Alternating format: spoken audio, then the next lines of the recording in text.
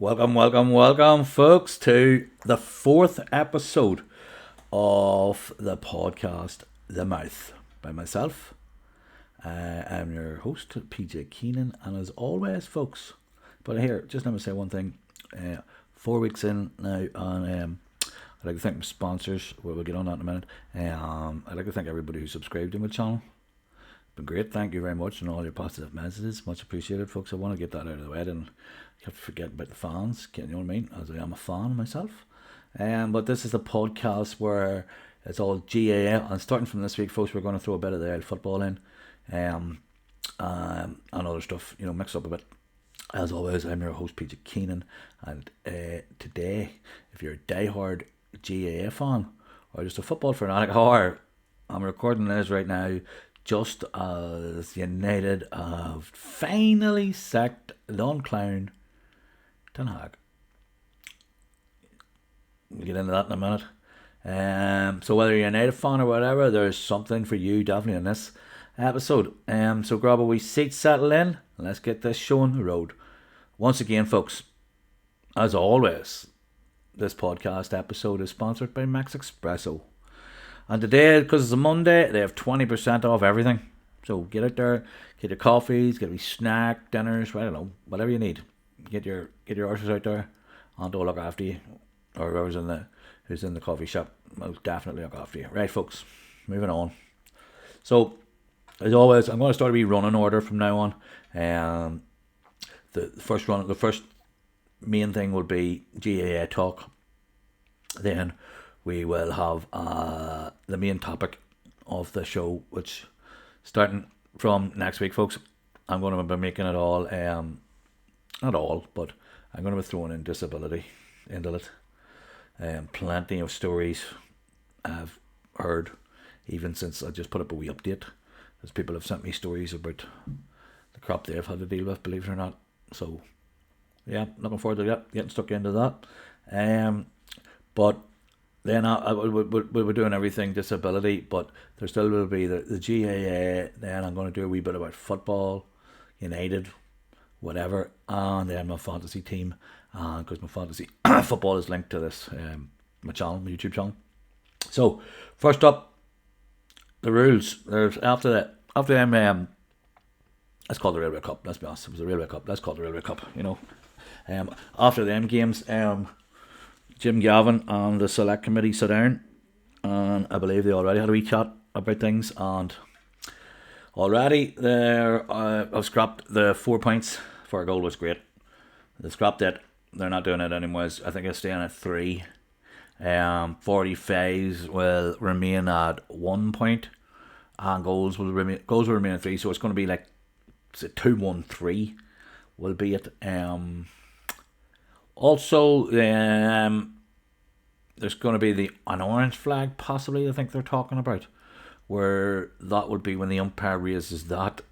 That'll be a 2-pointer. And the referee is going to raise his 2 arms. It's going to be like a touchdown. So it is. Referee raises 2 arms to indicate a 2-pointer.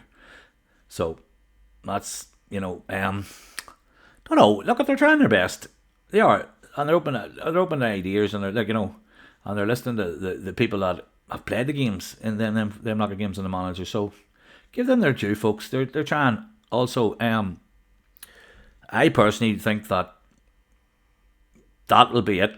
The 6 other rules will go through. I think that that scoring system, the 4 for a goal and the 3 versus 3, was probably the big 2. The rest, I don't think the rest make much of a difference. Like, I really don't. I think they'll speed the game up. I don't think that they're not big changes, but I think the 3 versus 3 will stay up, and I think the only one, personally, just my opinion, I personally think that the one that will stay, or the other 6 will stay, sorry, and that one will be the only one that goes.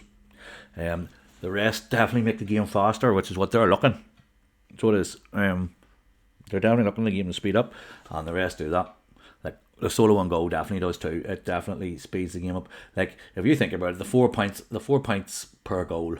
If you've got the likes of Dublin in the Leinster Championship playing maybe a Division 3 or a Division 4 team, folks, they're going to be slaughtering them by 3 to fucking 40 goals or 30 to 40 fucking points. I don't understand why they even thought about that. That's not making the game fair. So it's not. It's just in speeding it up.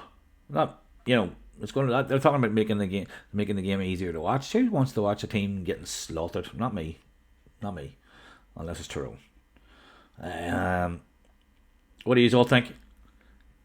I would love to hear from you. What do you think? Seriously, get in touch. PJ Keenan at pjspod.co.uk. Now, folks, big game on in Armagh this weekend. So there was finally they got it going after Storm Ashley last week put a scupper on it. Even though the intermediate game went ahead, which was a bit baffling. Anyway, so this was the clash of the clans. Clan Gael versus Clan Erne. Big rivalry between them two. They're a small town like Lurgan. Like I don't mean a small town, but it is. But they're producing some Gaelic players, aren't they? By Jesus, I said there a while back, and is Lurgan becoming one of the hotbeds of the GAA? I think it is, isn't it? You know what I mean? They're producing them, and they're producing a high quality standard of player too. Which, like when I grew up, you would never follow Lurgan. It was always country people like Drummond T and all them there, and just saying you would never have heard of players from Lurgan playing. You know what I mean? Definitely not. Anyway, Clan Erne. I think they won 3-15 to 13. Bit of a trouncing, let's be honest. The 3 Armagh boys, I think, made a bit of a difference. Definitely. Well, Turbo knocked over Naughty it. TK, I think, pinged over a few, and Barry McCambridge, I think, set up a goal. You know what I mean? When you've got 3 of that that are standard, they're going to stand out, and they did. And I'm sure I heard Turbo saying after, what was it, does this year get any better? Jeez, them boys are flying high, aren't they, boy? And All Ireland in the belt, now club championship in Armagh, now moving on to play the Derry champions. Who beat Glen? That'll be a tight old game. That'll be a good game. So well, big game for Clan Erne, not there. It was 3 years ago. Clan Erne last won the Jerry Fagan Cup. So it was. So they've had a wee bit of time to wait. So they have and build a club and build a team. Not build a club, they have a club, but build a team. Get them where they are now, and get over the disappointment of the other years, like. They're definitely, trust me, they definitely truly are a team to watch, folks. I personally think anyway. But I always have my allegiance to the Old Harps, Joe. I'll always stick by you, but don't you worry about that. When you speak of when you're speaking of that county final that happened there, like as I said, the 3 Armagh boys they were different gravy, so they stood out. They definitely stood out as I know it's not the same, but we went to watch the Harps play it for the first match this year, and Joe was playing. Not just I do think Joe's a good red baller, like, and you could see the difference between him and the coaching, and just he was a machine, like he's everywhere. And if you've got 3 of them like running about a pitch, and you've got like Barry McCambridge, Turbo, and TK.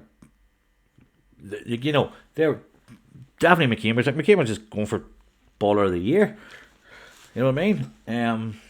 Turbo was exceptional. Turbo was top scorer for Armagh this year, I believe. I think. You know what I mean? TK does his job, knows what he does. I'll TK boy.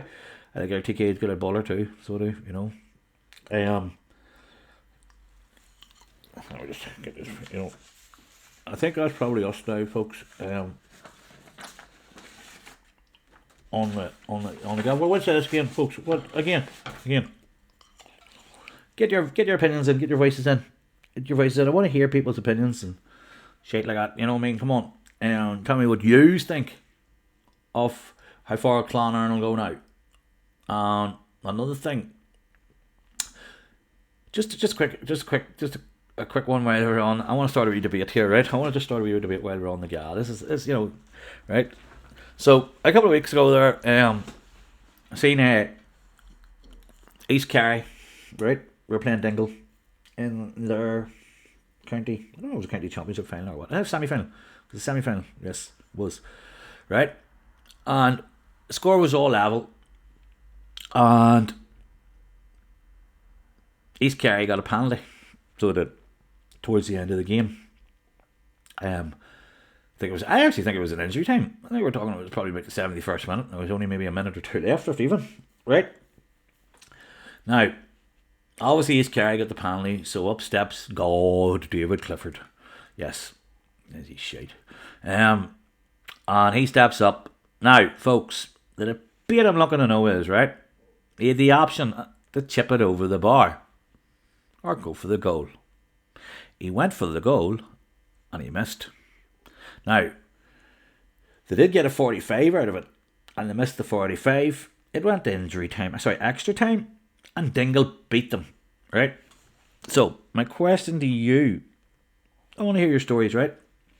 Any GAA players right there, anybody who's played any level, seen it being chipped over the bar for a penalty.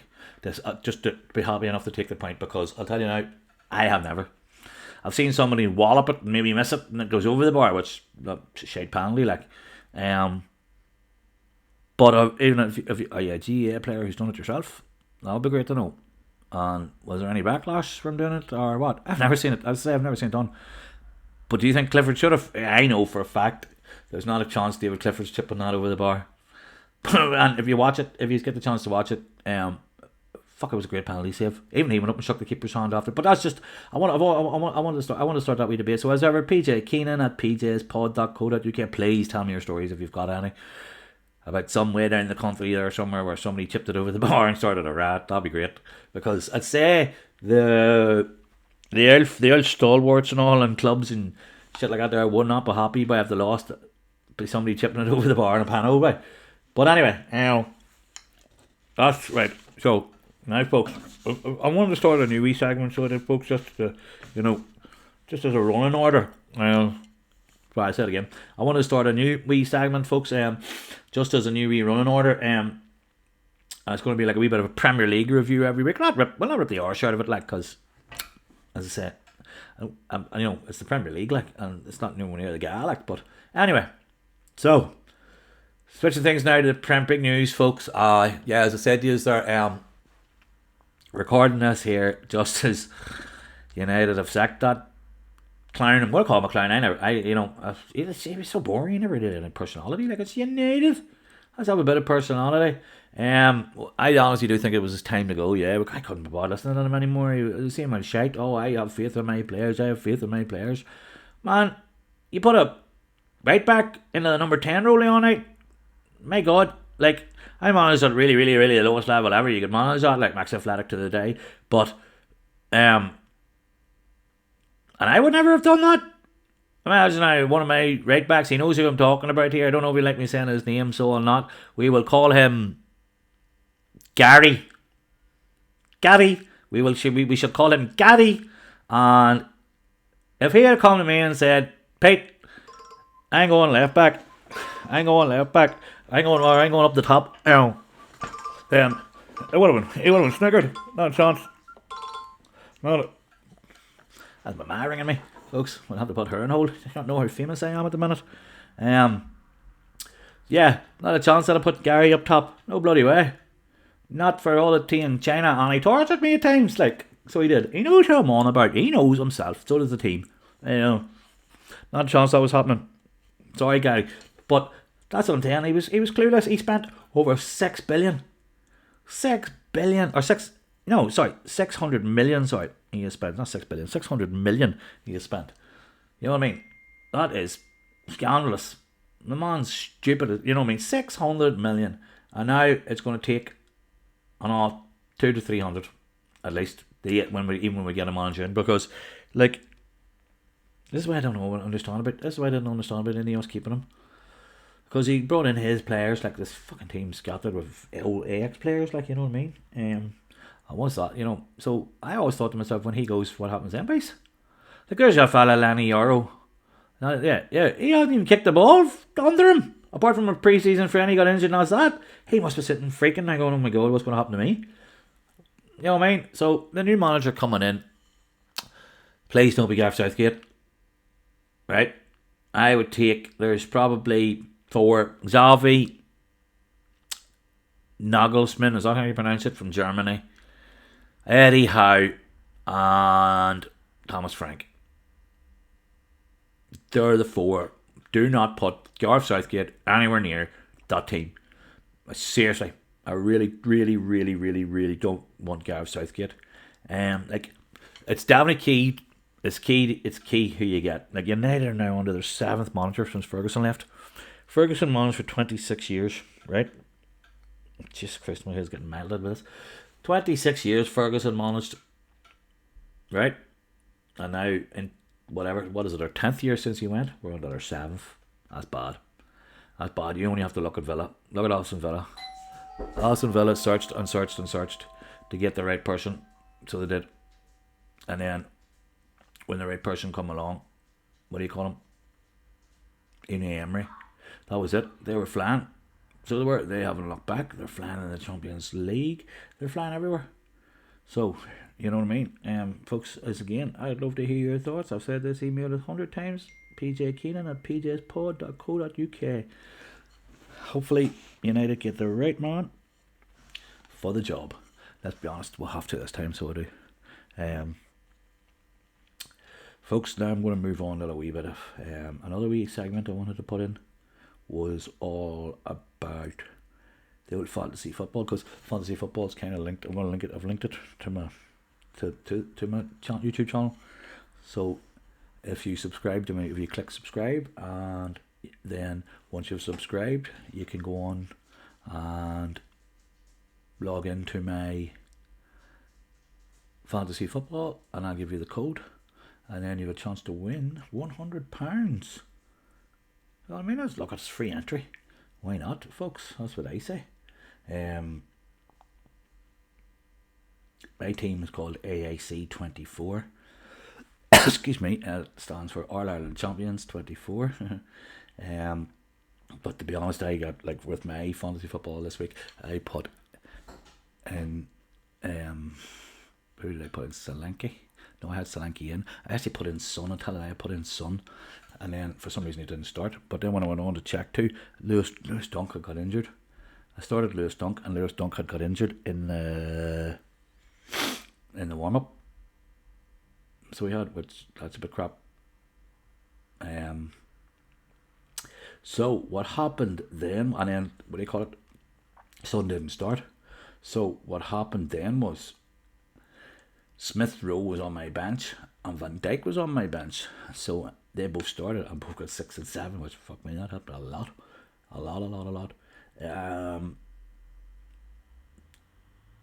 To be brutally honest with you, I've had Solanke in for a while now, and you know what, if it wasn't for Cole Palmer being my captain this last couple of times, by when he got me 40-50 points here a couple of weeks ago, got me 20 on Saturday there, or 20 yesterday, or Saturday, well, yesterday, yeah. Adam scuppered. So tell me your teams also, folks. I want to hear. Tell me your teams. Tell me your teams, and where do you think yous are going from this here? Or what do yous want to? Yeah, what are yous doing this week? Or what do you think of mine? I'm really swearing about taking out Solanke and putting in Visa.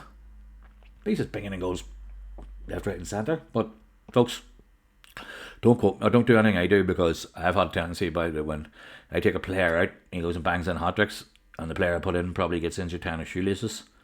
I had a season there a couple of years ago by where I remember Salah hadn't scored for about 3 weeks, took him out and he scored 4 or 3 or 4. That was just I was the scud missile of everything I did by. As I said, folks, once you join, if you join my fantasy league, you can have a chance. Once you subscribe, then you have a chance to win £100 and a bit of crack. You know what I mean? So that's it. We sneak peek, folks, at next week, as I said, is before we wrap up. Next week, I want to go down a different road. I want to go down a bit of disability.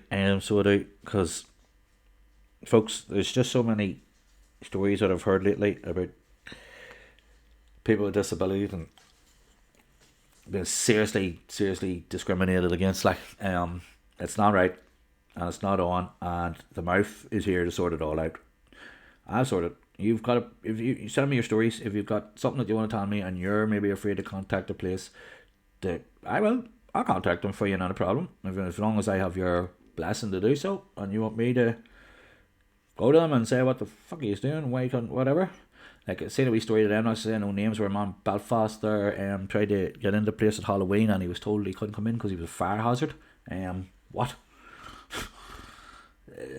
Does it say on his, does he identify as a fire hazard or what? Like, who is this man to call anybody that? Like, determine what he is. He's a human fucking being, is what he is. And he shouldn't. That's a disgrace. Like, and then people should be named and shamed. I don't know if I should. I don't know. I don't want to get myself into any trouble. But you know what? I don't care. Filthy McNasty's apparently was the place in Belfast. So he's a bunch of scumbags for doing that, folks. I don't even call you folks. You're not in the same level as folks. That was disgusting. So next week, and I'm hoping next week too, as long as this episode goes alright and I haven't stood on any toes here. Well, I drove over any toes, don't stand on toes, just drive on them. Hopefully, I'll have a wee guest next week. I've been trying to get him, not saying no names, no pressure on the wee man either. So he contacted me and said he'd love to do it. He's a wee bit shy, but I look after him. The mouth will always look after their guests. Definitely. And basically, folks, that's us. Thank you for tuning in. And remember, whether it's GAA, football, anything, disability, come on, hit me with a few of them stories. I get my teeth stuck in them. No bad for you, folks. We've got you covered. Be sure to subscribe, leave a review, join our community. Until next time, folks, remember, we're all in this together. Slán go fóill.